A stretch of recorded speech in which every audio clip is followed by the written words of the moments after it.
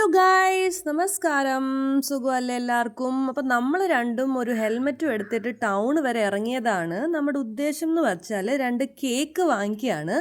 നാളെ ഒരു ചെറിയ സെലിബ്രേഷൻ ഉണ്ട്, അതിനു വേണ്ടി കേക്ക് വാങ്ങിക്കലാണ് നമ്മുടെ പ്ലാൻ. നമ്മൾ പൂങ്കാവിലാണ് വന്നിട്ടുള്ളത്. ഇവിടെ മലബാർ ബേക്സ് എന്ന് പറഞ്ഞൊരു ബേക്കറി ഉണ്ട്, അവിടെ കേക്ക് കിട്ടാൻ ചാൻസ് ഉണ്ടെന്ന് അറിഞ്ഞു.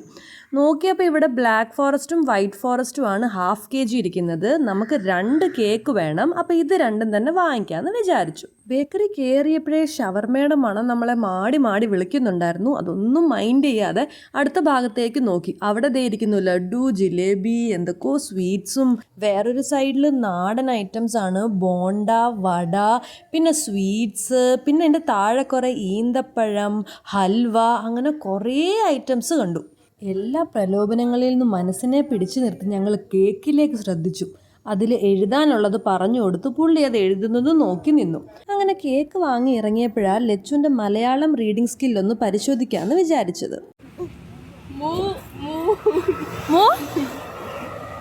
വായിക്കേ വായിക്കടി, അത് വായിക്കേ. അങ്ങനെ വന്ന കാര്യം നടന്നു. പക്ഷെ തിരിച്ചുള്ള യാത്ര കുറച്ച് ബുദ്ധിമുട്ടായിരിക്കും ഗൈസ്. നമ്മുടെ ഈ വണ്ടി ഉണ്ടല്ലോ, ഇത് അങ്ങനെ ഒന്നും സ്റ്റാർട്ടാവുന്ന വണ്ടിയല്ല, കുറച്ച് പഴയതാണ്. അതുകൊണ്ട് കിക്ക് സ്റ്റാർട്ട് ചെയ്തേ പറ്റത്തുള്ളൂ. ഞാൻ ആരോഗ്യപരമായി കുറച്ച് പിന്നിലോട്ടായതുകൊണ്ട് കുറച്ചൊന്ന് ബുദ്ധിമുട്ടേണ്ടി വന്നു. പക്ഷേ അവസാനം വണ്ടി സ്റ്റാർട്ടായി.